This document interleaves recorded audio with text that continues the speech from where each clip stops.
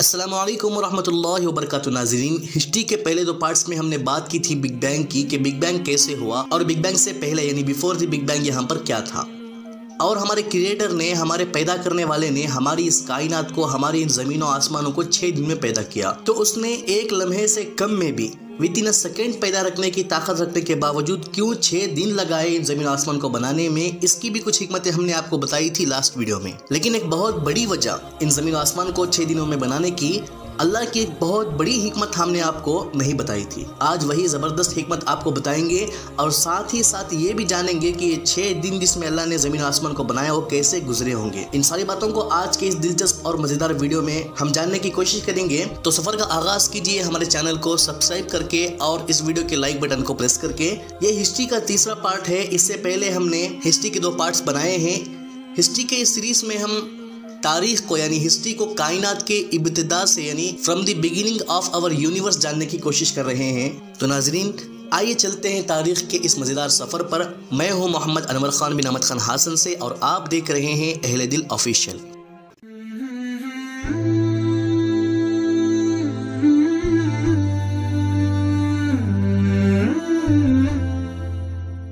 नाज़रीन, अल्लाह ने जो 6 दिन में इन ज़मीन आसमान को बनाया उसको ज़रा तफसील और डिटेल से जान लेते हैं। लेकिन पहले आप ये याद रखें कि ये 6 दिन हमारे दिनों की तरह 24 घंटों के नहीं थे। जैसा कि मैंने लास्ट वीडियो में बताया, ये 6 दौर थे, ये 6 टाइम पीरियड थे। हो सकता है कि इनमें से हर एक दिन 10 मिलियन साल का हो, 100 बिलियन साल का हो या 50,000 साल का हो। इन दिनों की मिकदार का इल्म महज अल्लाह को है। ये भी हो सकता है कि इनमें से हर एक दिन अलग अलग मिकदार का हो। अगर इस कॉन्सेप्ट को मज़ीद तफसील से समझना है तो हमारी लास्ट हिस्ट्री की 2 वीडियोस को देख लें, फिर उसके बाद आकर आप इस वीडियो को मुलाहजा फरमा सकते हैं। लेकिन बस यहाँ पर ये याद रखें कि ये 6 दौर थे, ये 6 टाइम पीरियड थे और वो 6 दौर शायद इस तरह गुजरे होंगे। पहला दिन वो जब ये कायनात एक नुक्ते से फटकर गैसेस में बिखर गई, जिसको हम बिग बैंग कहते हैं। तो अल्लाह ने पहले दिन बिग बैंग किया और दूसरे रोज़ ये गैस के गोले यानी नेबुलास, इन्होंने सितारों को बनाने का अमल शुरू किया, जिसकी एक झलक हम जेम्स वेब टेलीस्कोप की भेजी गई करंट तस्वीरों में भी देख सकते हैं। अब ज़रूरी नहीं कि ये तस्वीर कायनात के क्रिएशन के उन 6 दिनों में से दूसरे दिन की ही हो, क्योंकि ये नेबुलास उस वक्त से लेकर अब तक मुसलसल सितारों को बनाने का अमल करते जा रहे हैं। तो ये उसी दूसरे दिन की तस्वीरें भी हो सकती हैं या फिर उसके करोड़ों साल बाद की भी हो सकती हैं। फिर तीसरा दिन वो जिसमें हमारा यह सोलर सिस्टम बना और सूरज वजूद में आया। क्योंकि हमारी सोलर सिस्टम का सबसे पुराना स्टार सूरज है, तो तीसरे दिन सबसे पहले सूरज बना, फिर उसके बाद सूरज से हमारी ये धरती, हमारी ये ज़मीन अलग हो गई। चौथा रोज़ वो जब ये हमारी ज़मीन, जो कि आग का एक गोला थी सूरज की तरह, ठंडी हो गई और रहने के काबिल बन गई कि यहाँ पर ज़िंदगी की शुरुआत हो सके, जीवन का आरंभ हो सके।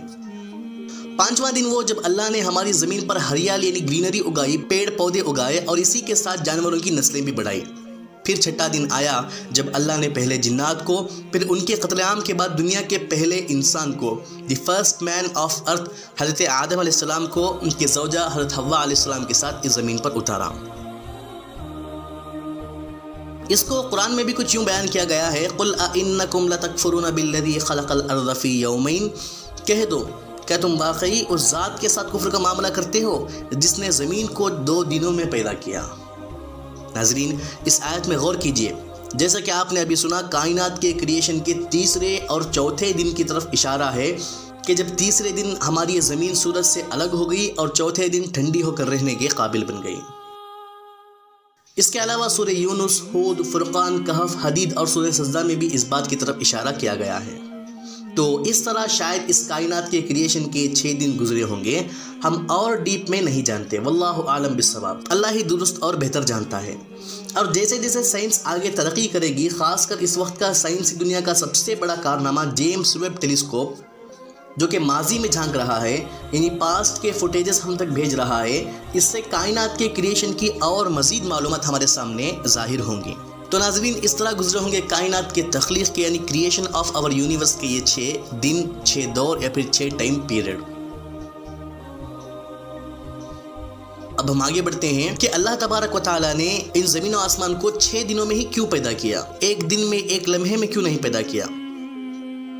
और इसी तरह अल्लाह ने मुझे और आपको भी एक लम्हे में क्यों पैदा नहीं किया, 9 महीने क्यों लगाए। अगर अल्लाह चाहता तो धड़ाधड़ से इंसान भी ज़मीन पर उतार सकता था, या फिर इंसान जब पैदा होता तो फ़ौरन से एक अच्छे खासे इंसान की शक्ल में पैदा हो जाता, 9 महीने माँ के पेट में रखने की, पानी के एक नापाक कतरे को एक गोश्त के लुथड़े में बदलने की, फिर उसके बाद माँ के पेट में आहिस्ता आहिस्ता उसकी ग्रोथ को जारी रखने की ज़रूरत क्या थी? तो नाज़रीन, इसका जवाब है इंसान के गौर व फिक्र के लिए, रिसर्च के लिए। अगर ये सारे अजीम शान और मुश्किल तरीन काम खुद ब खुद होते रहते तो कौन इन पर गौर व फिक्र करता, इन पर रिसर्च करता और अपने खालिक हकीकी की, अपने क्रिएटर की मौजूदगी को महसूस करता? अगर अल्लाह चाहता तो सिर्फ ज़मीन ही को पैदा करता, ना ख़त्म होने वाली इतनी बड़ी जो कि करोड़ों लाइट ईयर्स पर फैली हुई है, इतने बड़े कायनात को क्यों पैदा करता है? इसकी ज़रूरत ही क्या थी? नाज़रीन, ये कायनात कितनी फैली हुई है, कितनी बड़ी है कायनात, हम इसका तसव्वुर भी नहीं कर सकते। तो अल्लाह ने इतनी बड़ी एक कायनात क्यों पैदा की? ये सारे सितारे, ये प्लैनेट्स, ये गैलेक्सीज, ये ब्लैक होल्स, ये ग्रेविटी, ये डार्क एनर्जी, ये डार्क मैटर, ये सब अल्लाह ने क्यों पैदा किए? तो नाज़रीन, इसका जवाब है कि इंसान के गौर व फिक्र के लिए, कि वो अल्लाह ताला की हर मुश्किल तरीन तख्लीक को समझे, इस पर रिसर्च करे और गौर व फिक्र करके अपने खालिक तक, अपने क्रिएटर तक जा पहुँचे कि हाँ, कोई है एक ज़बरदस्त ताकत वाला, ज़बरदस्त इल्म वाला, हर चीज़ पर कुदरत रखने वाला, जो कि इस अजीम शान एक्स्ट्रा ऑर्डिनरी कायनात को पैदा करने वाला है और इस खूबसूरत निज़ाम को चला रहा है, इसे बहुत ही ब्यूटीफुल वे में मैनेज कर रहा है। नाज़रीन, आप गौर करें कि कितनी खूबसूरत है हमारी ये कायनात, कितना ब्यूटीफुल मैनेजमेंट है इस यूनिवर्स का। खुद अल्लाह तबारक व तआला इसके बारे में कुरान मजीद में कहते हैं, 30वें पारे की सूरह मुल्क की आयतें हैं, अल्लज़ी खलक़ सबअ समावातिन तिबाक़ा मा तरा फ़ी ख़ल्क़िर रहमानि मिन तफ़ावुत फ़र्जि'ल बसर हल तरा मिन फ़ुतूर। जिसने 7 आसमान ऊपर तले पैदा किए, तुम खुदाए रहमान की तख्लीक में कोई फ़र्क नहीं पाओगे। अब फिर से नज़र उठाकर देखो, क्या तुम्हें कोई रुखना नज़र आता है? यानी आपको अल्लाह की, रहमान की तख्लीक में, उसके क्रिएशन में कहीं कोई थोड़ी सी भी बेनिज़मी, नौज़ुबिल्लाह, थोड़ी सी भी कमी बेशी नज़र नहीं आएगी। सुम्मा अर्जि'ल बसर कर्रतैन यंक़लिब इलैकल बसर खाशिअन व हुवा हसीर। फिर बार बार नज़र दौड़ाओ, नतीजा यही होगा कि नज़र थक हार कर तुम्हारे पास नामुराद होकर लौट आएगी। अल्लाह फिर कह रहा है कि एक बार अगर कमी नज़र नहीं आई तो दोबारा देखो, फिर देखो, फिर देखो। कमी ढूंढते ढूंढते तुम्हारी नज़र थक हार कर, शर्मसार होकर, जलील होकर तुम्हारी तरफ लौट कर आएगी। लेकिन उस वहदहु ला शरीक की क्रिएशन इतनी परफेक्ट है कि 1000 बार देखोगे फिर भी तुम शर्मिंदा हो जाओगे, शर्म में डूबकर मर जाओगे, लेकिन कोई ऐब, कोई डिफेक्ट तुम्हें नज़र नहीं आएगा, बल्कि तुम बार बार हैरान होगे और उसकी क्रिएशन की तारीफ करने पर मजबूर हो जाओगे। और इसीलिए कभी कोई साइंसदान, कभी कोई साइंटिस्ट इस अजीम शान कायनात के अंदर कोई ऐब या डिफेक्ट नहीं ढूंढ सके। बस इस कायनात की खूबसूरती को देखकर ये कहकर खामोश हो जाते हैं कि कायनात हमेशा से ऐसी ही चल रही है और ये ब्यूटी ऑफ नेचर है, लेकिन ये नहीं बताते कि कौन इसे चला रहा है, कौन इसे मैनेज कर रहा है। साइंसदान कहते हैं कि कायनात एक्सपैंड हो रही है, यानी फैल रही है। अगर कोई भी ब्लास्ट हो, धमाका हो, तो इससे चीज़ें बिखर कर फैलती ही हैं।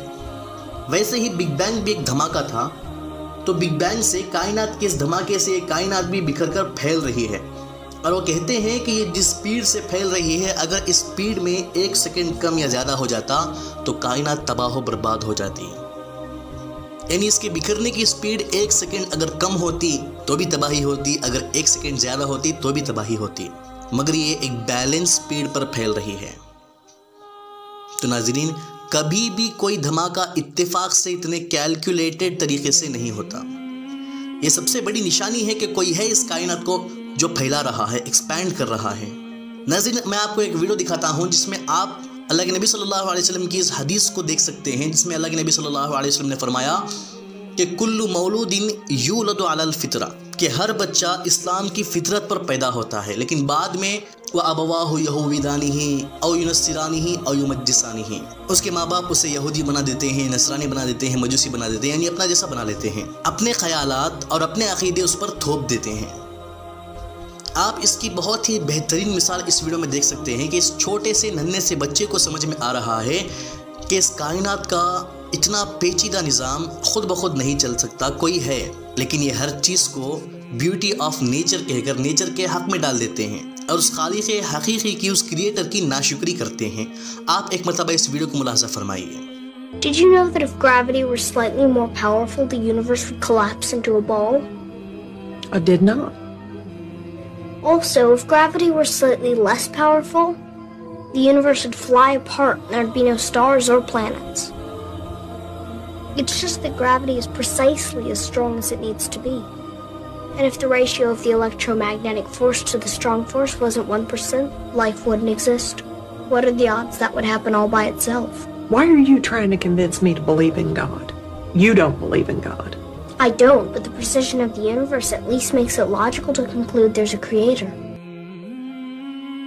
तो नाजरीन, 2 और 2 4 की तरह इस बच्चे को जो बात समझ में आ रही है वो इसकी माँ को समझ में नहीं आ रही, और इसी तरह अपने आप को इस दुनिया के अक्लमंद साइंसदान कहने वाले बहुत सारे लोगों को समझ में नहीं आ रही। अल्लाह का बेइंतहा शुक्र है कि उसने हमें उसे मानने वाला बनाया, उसे जानने वाला बनाया, और उसके इन क्रिएशंस में खुदरत में गौर फिक्र करके उसकी हम्दो सना करने वाला, उसकी अजमत को दिल में बिठाने वाला बनाया। इस पर हम अल्लाह का जितना भी शुक्र अदा करें बहुत ही कम है। और नाजरीन, कायनात में गौर फिक्र करना, इसके बारे में हज़रत अनस रज़ियल्लाहु ताला अन्हु से रिवायत है कि कायनात में गौर फिक्र करना, इस हदीस का मफ़हूम ये है कि 70 साल नफिल इबादत करने से भी अफजल है, क्योंकि ये गौर फिक्र हमें अपने खालिक तक, अपने माबूद तक, अपने रब तक ले जाती हैं।